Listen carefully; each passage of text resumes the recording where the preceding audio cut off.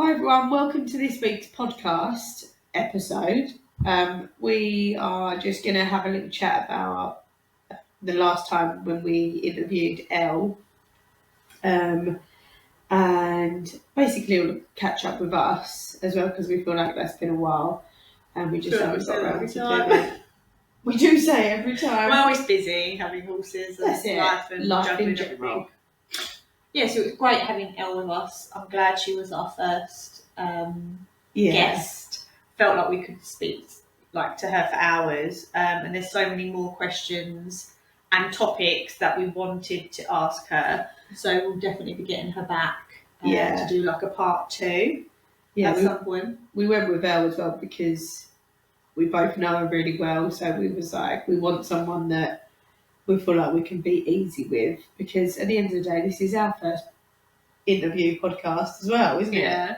And it is quite scary because you know that leading on from Elle as well, there's going to be other people that you really like and admire. It's also very different us just talking to each other than having somebody else to interview.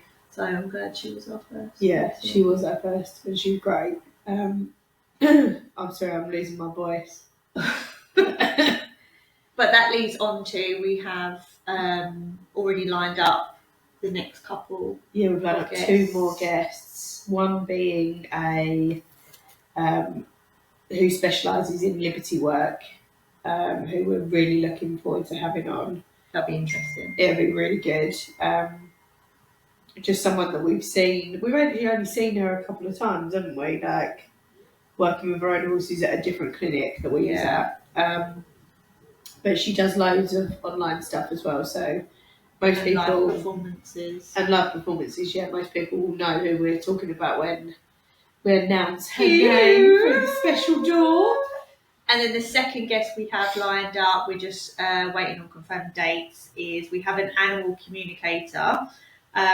So if anyone has any questions that they've always wanted to ask, or they're a bit skeptic of, or just anything you want to ask, really. Well, it goes for both. Anything you want to ask. Yeah, of course. The liberty person, or anything you want to ask the animal communicator. Just pop them somewhere on a comment or in a DM, and I'll compile a list them up and try to get them answered. And that goes for if there's anybody that you have in your life that is horse related that you think would be a good person for the interview. Tag either one of us in and we'll contact them. But we've got a lot more people lined up. We're just sorting out dates. We've got loads lined up, and we wanted to kind of just do like an easy one, like with Elle, didn't we? And then see how it went. So now we've done it, we've got a complete bug for it. Yeah. So we've literally lined up. We have a list as long as a bloody door. In the feed room, we've got a massive whiteboard, and we've literally written everyone that we want to speak to on it. So we're just going to tick them off as we go. Along. Some of them are very big people in the horse world. And got to have a goal. Got to have a goal, that's it. You never know. So we'll try this together. Yeah. So what have you been up to since the last time? What have we been up to, should you say? Well, we finally... I feel like I'm interviewing you then. Well, no, don't. I feel like we need to do a boogie dance. We have managed to get out on the horse box. First trip out in the lorry. First trip out. So Kelly passed her test. You done all your loading practicing because of the whole saga with Winnie. Yes. And she went up. We went to Radley Green. We went on a 5-mile hack. The girls were exceptionally well behaved. Really good. We had a few scary moments. Right at the very end, I still actually don't know how I stayed on. I was flying. Actually flying. There was air everywhere around me. She was off in front leading, and I thought we'd literally just about got back to the yard. It was literally the end. And I'd stopped and let Rose eat like the bushes, so I was kind of like turned, and then I just saw the pigeon fly and you just shoot sideways across the field. And I just, in my head, just was waiting for your air jacket to go. I literally felt like in my head, I was like, it's going to pop. I'm going to go. I'm going to blow. Literally, because I generally was like, there's no way I am staying on But this. you did. I don't know how. You done really well, though. Yeah. In that moment, I thought it was a big one. She's really taught you to sit to her. Because that was so many times I would have been like, right, now what do I do? Do I go over the loose horse? Do I check on you? Yeah, but you remained on. And the worst thing is the builders, because I think they're building another outdoor arena, were on the corner, and I just remember looking over and thinking, they probably think, what the fuck are them two doing? But we remained on. Reminding ourselves that we're doing this for fun. And also halfway round, there's like a lovely house. It's like farmer's field, but like someone's garden backs onto it. And there's this old couple cutting their hedge, which I didn't realise the man was our side of the hedge. And so Rose had already clocked the woman, as had I. And as we went round the corner, she like backed off, and I thought, oh, it's all right. She just hasn't, like, she doesn't know the lady. And I was going to say, can you just call out, please? And then suddenly this man appeared with like a chainsaw in his hand, like, it's all right, I'm not making any noise. I was like, oh my God. Okay, but now I'm halfway across the field. The full anticipation of them coming out of the hedge was enough. Yeah. But it was a really lovely ride, and it was really good. Yeah. And then we loaded. So the big thing was, is Winnie going to load on the way home? Yeah. That was the big question. We'd done our ride, we'd got there, that was all fine, tick, tick, tick. It was will she get back on? Yeah. And I'd parked... Very strategically. Strategically. No, I don't normally do this, but last time we was there, it was so busy. Every time we was trying to load, another lorry would come in, horses would get off, another lot would get on, and Winnie was so bloody nosy, and it just distracted her every single time. So in my head, I was like, right, I'm going to reverse in, put the ramp down, and almost like put her into a corner of quietness where she can then get back on.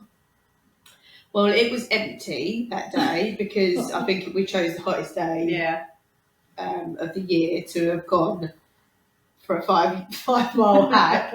It was boiling, but no time like the present. So I think everyone else had not really gone out that day. There was only one other box, wasn't there? And then one coming in as we was leaving. Yeah. And little did I realise that I'd also parked next to where they was getting sand delivery. For the arena that they're building. For the arena. And then they literally was dumping the sand there and then tipper lorrying it basically to the thing.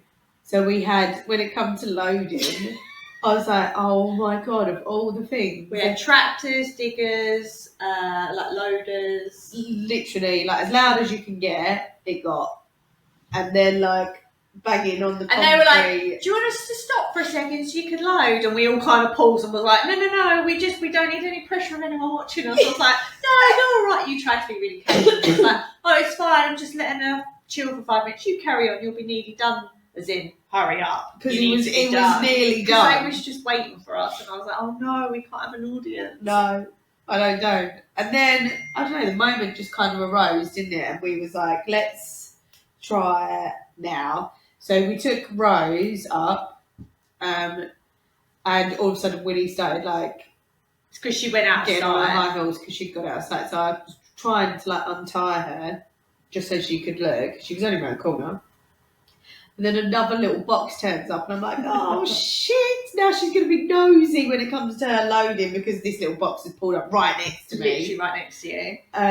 So she's going to hear all the feet clambering out of the box. So Kelly spent a lot of time practicing with Winnie and getting her used to the partition and closing and standing up there and slowly building the time up, etc. I haven't been around for you doing that. So when I put Rose up, I like tied her up, did a hay net, put the partition, done everything. And then as I was about to walk off, obviously I was aware that the little box had turned up and had parked right next to Winnie and the woman's ramp was down and was like ready to get off straight away. And I was a bit like, oh shit, I don't know what like your routine is with her. Like I knew that I had to put her hay net up. So as you're like telling me to tie the hay net up, I'm like quickly like all fingers and thumbs because I was like, you're gonna be like wanting to load in a minute, and you literally went to me, can you just do a hay net before this horse gets off the lorry? And I was like, all right, let's do it. So I was like doing the hay net, and before I could get off the ramp, Winnie's on the ramp coming up, and I'm like, I'm in the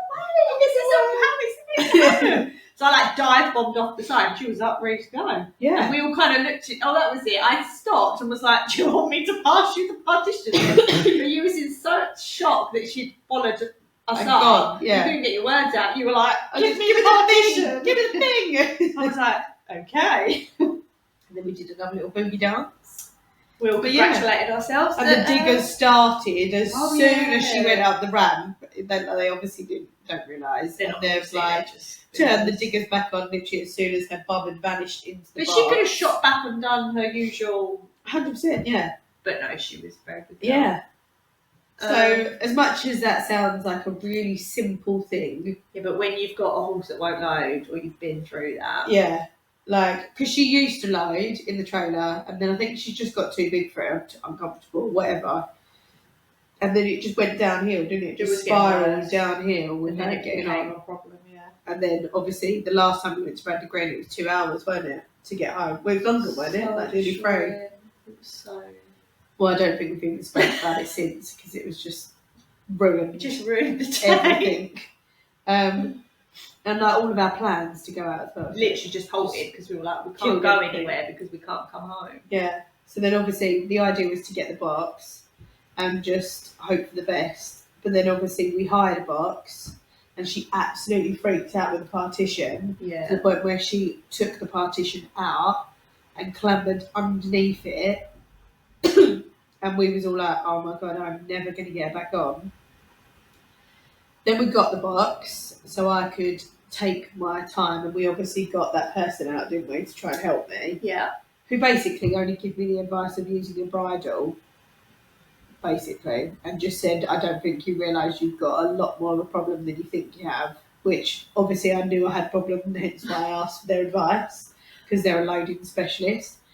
But I've practically done all the work myself after him initially just... But I think that whole process just shows you that you can't skip a step, and even if you think you've done it really logically and they're fine, like with the whole row situation, like if you actually broke everything down into smaller pieces, like being actually just shut in is a big deal. So time should be spent with the partition, being up there stood calmly with a hay net before then the ramp goes up. I think a lot of the time there's so much emphasis on them not going up the ramp that once you're actually in the lorry, it's very much like quick lock them in, panic of like, we've got to get going. 100%, yeah. So it's just taking your time in each of those stages, which you did, which then goes to show with her being happy to load. Because she had loads of reasons to be like, I'm not loading today. Yeah. She loaded and she came home and it was like a piece of his, like it should always be. Yeah. And that is what it should be like. Yeah. It's because you took the time to do that, but also you took the time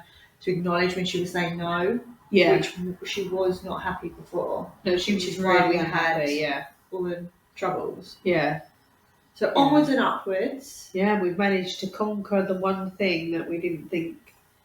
Because me and Kay had almost like a thing going on, because when you think Amber, we had an Equitrek and then we had an I4, and she would point blank not go in the Equitrek, and she almost colicked when she was in the Equitrek, whereas I could line up the I4 Williams and she would just walk on it. So in my head I was like, oh, I've got this case of this all over again, but it's like the trailer that now she won't go in, but what's the next step? Because there's so many horses that travel nicely in a rear-facing little lorry. And when you like just ask people, or if you've got this problem, you kind of go on Facebook and have a look. The amount of comments where people are like, this horse will load in a 3.5 ton. This horse likes going herringbone. This horse has to travel forward. This horse has to go backwards. I've tried literally everything. It's not a loading. It's not a travelling. It's this horse prefers this. We were like, oh my God, there are so many people that actually genuinely have this issue that it's so personalised that you do have to figure out which way your horse prefers. Yeah. Because so many people were like, just take the middle partition out of the I4, using the excuse of that the horse needs more room. Obviously, she's a big girl. I reckon she probably is 17'3". So she's at the very top of the I4 Williams high. Kay's laughing and she's like, bigger. No, she's not. She's never bigger than 17'3". But we was like, is it that? But then if I take the partition out, then I can only travel one horse. It doesn't help me. Still, yeah. So, and then what's really that different between that and the little boxes? Because some of the little boxes are tiny anyway. So that's why we went for the big boy. But I generally thought I would have more problem with the ramp. But from the day we got the box... She's very inviting. She loved that ramp. The ramp, she just flies up. It was the being closed in that for her that literally caused the massive freak out. I've done it obviously with food and stuff like that, so it's very inviting in that respect. But in the beginning, even that wasn't enough to stop her from just getting up and then going straight back out. So it took forever. But even with Rose, like Rose is a really good girl. She will load. She will go straight in and she'll be fine. But there was always that hesitational stop at the beginning and like the 10 minutes of looking before she wanted to walk up. Probably not that long, but before she wanted to walk up. And then like when she gets up, it's the like fidgeting of not wanting to stand still because obviously she's anticipating going stressing, yeah. And then the stressy poos. But like by doing the steps that I've done with Winnie, but like at a slightly lower level because Rose isn't showing such a big reaction, it just shows you how important it is, even when you've got a horse that you think is okay because they'll go up and they will be locked in, but actually she's still showing loads of signs of. But also, what a lovely like exercise just to like do with your horses, like because even if you don't go out all the time, being able to borrow someone's lorry or someone's trailer and just practice walking them up, standing in there, grooming them in there, feeding them in there, like getting them used to being in there, like locked in and then like not actually going anywhere. Like you're just making them more familiar with that experience. So when you do take them out, it is not a big deal. It's not a big deal, yeah. Well, I reckon I could literally flip the rope on Rosie's back and she would go up there. Whereas there was always the... And even when you then get somewhere, you know that whole you've trapped them in and you're going, it's also like, quickly I've untied them, clear the ramp, we're coming off. Yeah. Like, I had to pull Rose off because she was just happily standing up. Like, they're content with now being in there. Yeah, whereas they weren't before. They're the horse that you have to... Do you remember the first time we went? The woman went, oh, careful, we literally leaps off. So this woman pulled up in her horse box, kind of cleared the area and was like, mind out, because he just literally charges off. And I'm like, that's so dangerous. Yeah. What if you slip? Yeah. And then you've got a loose horse. Like, they should be content in there. 100%. Like, I could technically walk Rose probably halfway down the ramp and then ask her to back up. And she'd happily just stand there and wait for the next cue. Yeah. It doesn't, not everything has to be rushed. Not everything has to be full of anxiety and like, quick, let's get over and done with. Yeah, like, 100%. Just chill out. Yeah. I think it just highlights as well, don't it? Like how you've got people don't react to the subtle signs because like Winnie's showing these massive no's and Rose is showing these small no's. Because you can easily ignore Rose's but they still mean the same thing. Of course they do. But it's like people would have been happily to have been, like they would have allowed them moments with Rose to have happened. Yeah. Because she's politely going, I'm not okay with this, but I'll do it anyway. And so they're like, great, bish bash bosh, you've done what I've asked you to do, get on with it, don't care about your opinion. Whereas the Winnie situation, you are forced to have to address it because you can't do anything else. Yeah. But they are both equally say no. Say no, yeah. And now, because we took the time to do it, which literally took nothing with Rose, because she's a good girl, just to getting her okay with it, she's just amazing now. Yeah, she is. We didn't even have any stressy poos on the way when we got there. No they both got off really calmly and just carried on in their hanging out, which is a massive sign of them being okay. That's it. So it just highlights even when your horse is doing like a calm, nice horse is doing subtle no's, they really mean the same thing, and you really should take the time to address those little no's because it just leads to so much more of a harmonious moment. Yeah. So we did that and it was great. But I'm actually still chuffed. I can't actually believe that all the hard work has finally paid off and we've actually managed to get out. It feels a bit surreal because I feel like we put it on a bit of a pedestal.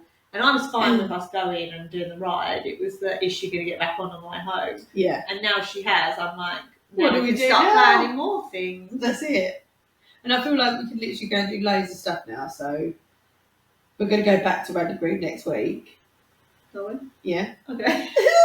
And then I'll go away on holiday, don't I, pretty much. Yeah. Not long after that, so we won't do it until we come back. But let's try and get one more in before I go away. And then when I come back, we'll be going somewhere else. So if anyone's got any other suggestions on good places to go, any good beach holidays, gallop tracks, counter tracks. Yeah.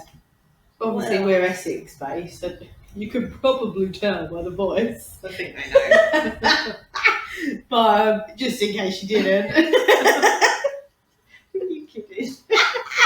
We're southeast of England. So, bear that in mind. What else? I think that's it. Yeah, so we haven't really done too much more than that. Oh, update on mine. Obviously, playing around with the whole loading situation, I have managed to get root in the lorry. Oh, you didn't say? Yeah. Completely in the lorry? In the lorry. Oh. Did I tell you? No. Yeah. No. Oh. Yeah, no. You're hearing it here first. Yeah, I got root in the lorry, all 4 feet in, and that process just highlights to me it's not just about giving them a good experience, it's about putting them in a situation where they can figure it out for themselves. And again, with the whole loading thing, because obviously he's a baby, it's not that he doesn't understand what you're asking, it's like allowing him to figure out his own balance. So I managed to get him 3 feet up and it was always 1 foot on the ramp, but him walking up and having to take that step into the actual lorry, you see how wibbly wobbly. I've actually got a really good video of how much his legs shake, because I don't think people realise how difficult it actually is for them to balance themselves. And so depending on your ramp, if there's a step up into the lorry or on a trailer, like the steepness of the ramp, and then like if it's carpeted, rubber mats, like all of that takes into. So I've managed to get him in, but we still back off, like we haven't done the whole turn. So I'm just conscious of that. But that was one of my goals for this year, is to work towards travelling him. So we're now 4 feet in the actual lorry all the way in, and will happily stand. Oh, that's really good. We're just not at the turn. But I think with Rue as well, I think it with mine as well, but I feel like we was doing bigger steps maybe than what Rue's doing. But I think the time, so like, you know, when you go, they've had enough. Because he's a baby, like you can't push it as much as you can with an older horse that he's got some experience in the situation. So like, Kay would do it and then you'd be like, he's switched off, he's turned off, let's just walk away. And then like, you wouldn't do it till like sometimes a week later. But he picks up where you left off because he had a good experience of it, rather than it being like, he's not going anywhere now, so we're now going to up everything and we're going to make it traumatic almost. Yeah.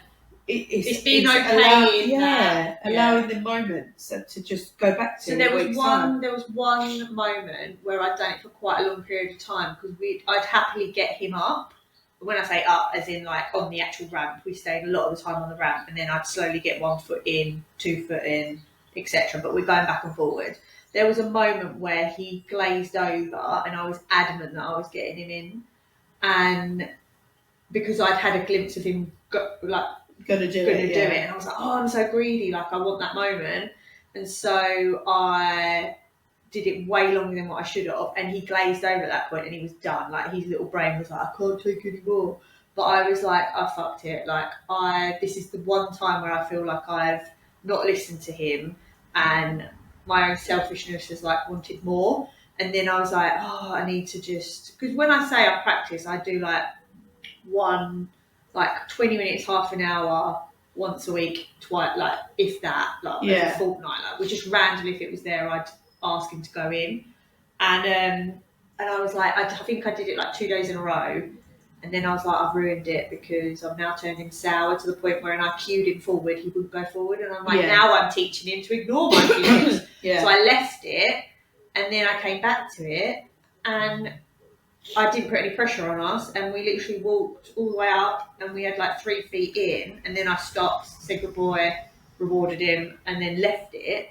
every time I've left it and come back to it, it's like it just follows from where we left off. So there was one time where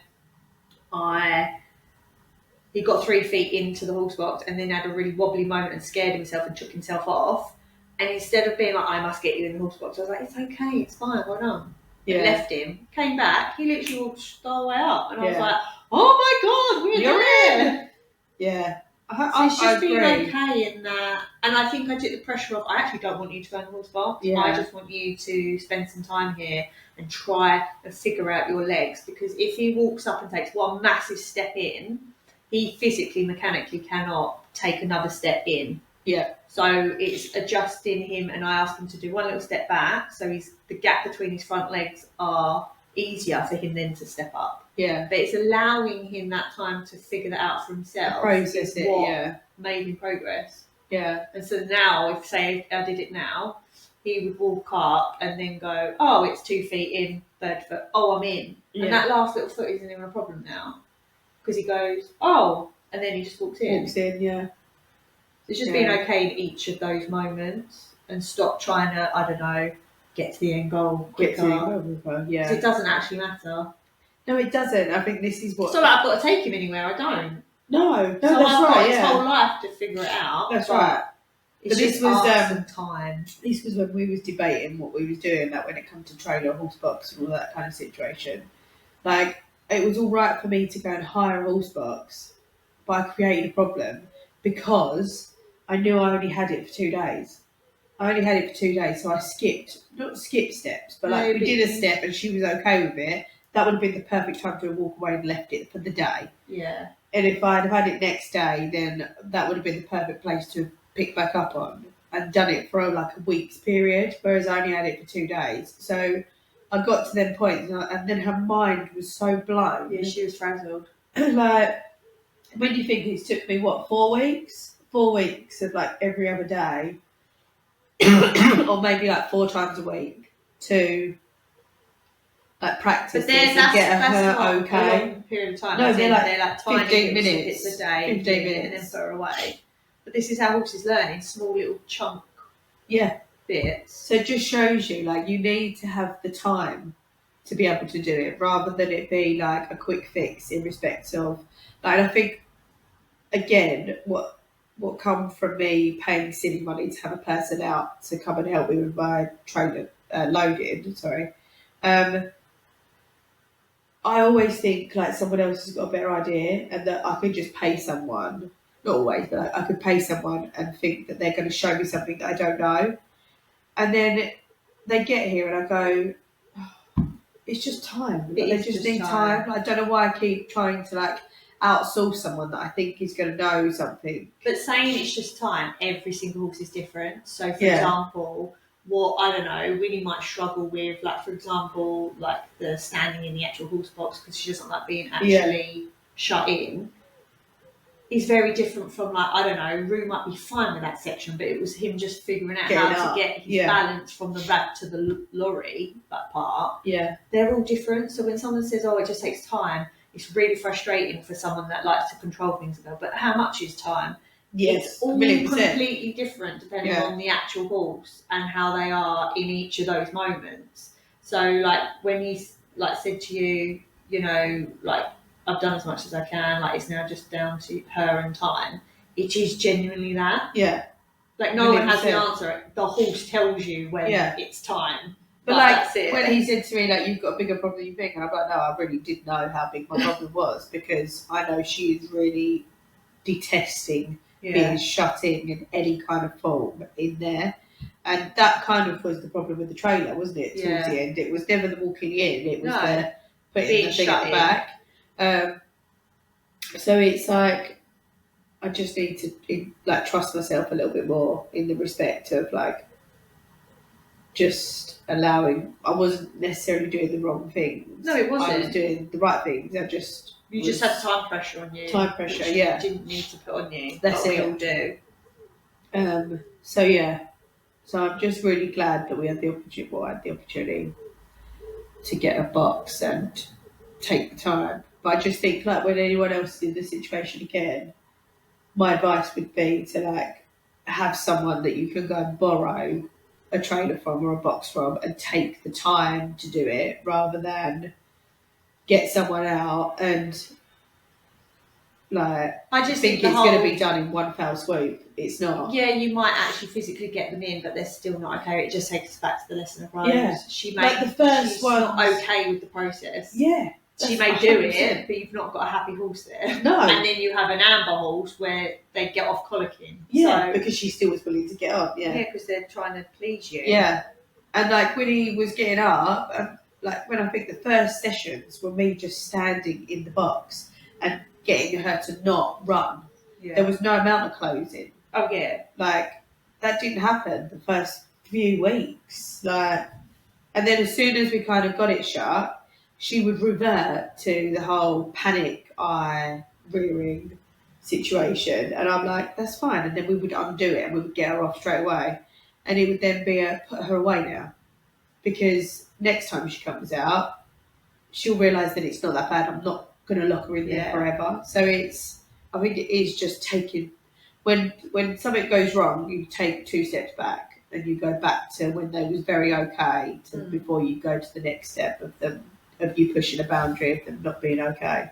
And as frustrating as it is, I think, when you think, of course, it's taking forever, in the long term, it's so much more rewarding because you've took the time to do all of those steps, that your horse is now completely okay in them steps, that you then, once you get past that hurdle, everything else you go quite quickly. 100%, yeah. So, I mean, look, we had diggers whilst we was loading. To be fair, even if I'd and it wasn't a problem, I'm like, what the fuck? I think they would have been like, what's going? Because there were big ass and they were machinery literally next to the ramp. Yeah, so like any horse would have been a bit like, what's going on next to us? And I'm not quite sure. Yeah.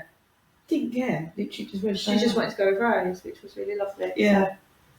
So super, and I think it also builds your bond. Yeah, of course it does. You always get better bonds when you take time to do something. Yeah, but I just think it gives you a better understanding of them and how they think, and it gives you opportunities to reward them. Yeah. And so it naturally builds that trust and that bond. Yeah. And it gives you a better understanding of their perspective and them on you. So I think it's just positive. I just think sometimes we have to take our own, what we perceive as what we want, what our needs are sometimes to decide. Yeah. I think that's pretty much it, isn't it? Yeah. So next time will probably be our next guest. With our next guest. I'm very excited. So yeah, and we've got a couple of sessions with her that day before we do the podcast with her. So we'll have a lot to talk about. We'll have a lot to talk about probably after the podcast itself, because we'll be making a podcast about that, won't we? So until next time, see you soon. Bye.